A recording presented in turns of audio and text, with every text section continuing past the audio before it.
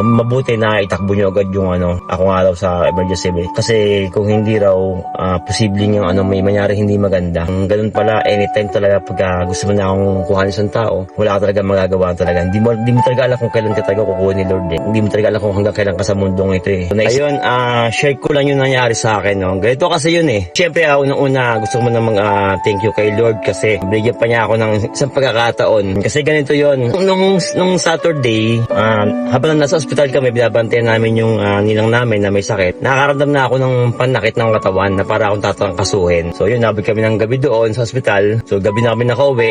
Pag-uwi namin sa bahay, hindi na maganda yung pakiramdam ko. Hindi ako makatulog, parang balisa ako. Tapos yun, pagdating ng madaling araw, meron na ako lagnat, sakit na ulo ko, ganyan. Tapos nakita ko yung asawa ko, umiiyak siya. Tapos yun, sabi nga niya na pati na araw si Ninang, yung ninang namin. Kailangan bumalik ako ng ospital. Siyempre, yung pakiramdam ko hindi maganda, pero pinilit ko na magmaneho papunta sa ospital. Pagkat dating na ng ospital, sabi sa asawa ko, hindi ko na kaya magmaneho pabalik kasi parang nandalata na ako tsaka nahihilo. Tapos nung susunod na araw, tapos siyempre may nakaburon nga sa bahay. Ilang gabi na hindi maayos ang tulog ko. Palagi akong puyat, kahit hindi mo nakipaglamay, pero hindi ako makatulog. Yung lagnat ko, pag inom ko ng gamot, mawawala yung lagnat ko. Pagkapawisan ako, mawawala yung lagnat ko. Maya-maya, ayan na naman, uulit na naman siya. Kasi pag naggamot ako, pagkapawisan, pakiramdam ko, giginhawa. Tapos mamaya-maya, ayan na naman siya, babalik na naman siya. Tapos yun, Tuesday ng gabi, yung katawan ko, bila siyang parang nanginig siya. Ang lakas na panginig niya, hindi siya talaga yung parang yung mga tics ko na yung mga nanginig ko na yung sa mga tics ko. Hindi siya ganon. Iba talaga. Yung randam ko na hindi siya gas sa tics. Hindi ko siya mapigil talaga. Sobrang lakas ng shake ng katawan ko. Yung baso, pag minimo tubig, talagang gumagantay kamay ko, hindi talaga siya mainom. Bungot na ako,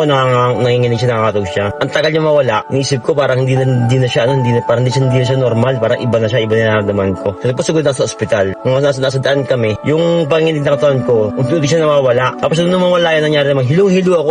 Pagkaba ko na ako, hilong-hilo ako. Tapos yun, pagkatingnan namin ng emergency, nung i-BP nila ako doon, yung BP ko, 70/50. So sabi nila, kailangan daw ako iswero. So sinwero agad ako. Maya-maya, nung i-BP ulit nila ako, napasin ko yung nurse, parang parang iba yung araw ng mukha niya. Parang nakataranta siya. Tapos tinawag niya isang nurse. Ganun din, parang iba din yung, yung kilos nila. Parang, may yung doktor na yung lumapit uli. Binipi ako. Tapos yun, parang iba din yung nila. Parang ganun sila, ganyan. Tapos yun, sabi nung kapare ko, sabi niya, bakit nyo sabihin sa amin ganun, ano ba nangyayari, ganyan. Tapos nakita yung asawa ko, umiiyak na siya. Tapos sabi nung doktor, yung BP ko pababa, 60/40 na yung BP ko. Mga parang yung BP ko hindi tumataas, bumabagsak siya yung BP ko, bumabagsak. Tapos parang pulso ko, sa ganito, parang mabagal yata. Tapos sa paa, wala nang pulso sa paa. Pero sa may ganito, sa may leeg, malakas yung pulso ko, malakas siya. Tapos yun, tinatanong nila ako, binaramdaman ko, kung nahirapan ba ako huminga, ganyan. Tapos yun, nung i-test nila ako, doon nakita na sobrang taas ng infection ko sa ihi. Tapos nagsabay-sabay na, mataas ang sugar ko, mataas ang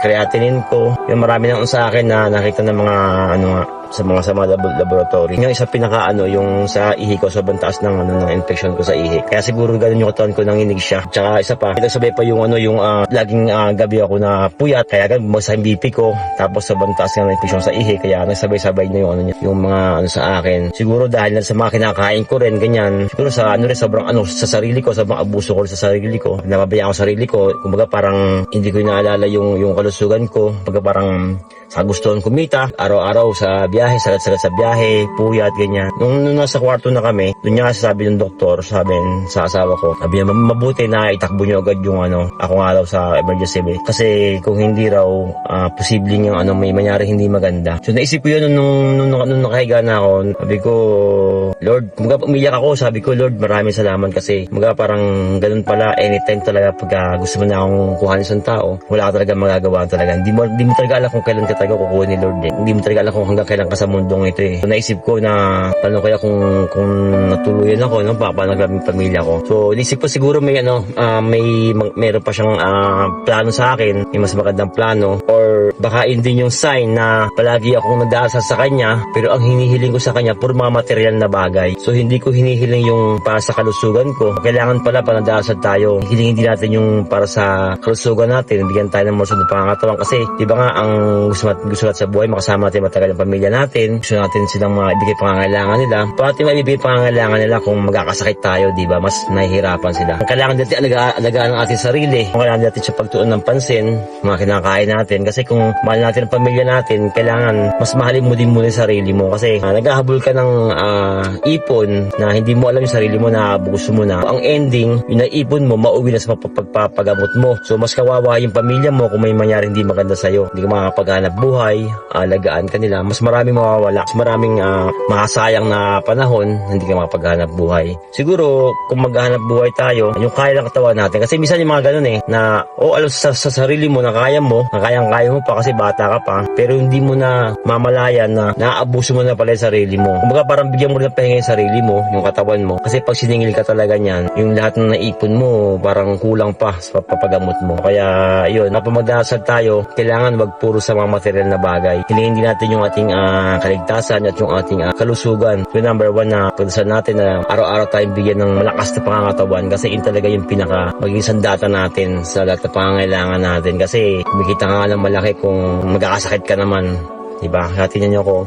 Laki ng pinayat ko talaga. Pero ito ngayon, awa ng Diyos, okay naman ako. Pero siguro, pag bibiyahe na ako, hindi na ako bibiyahe ng ganun kahabang oras. Kailangan ko rin alagaan sarili ko para sa pamilya ko. Baga, kailangan talaga nagkapacheck din tayo ng ating katawan para malaman natin kung ano yung problema sa katawan natin. No? Para alam din natin yung mga dapat nating iwasan at mga dapat nating kainin. Maraming salamat sa inyo.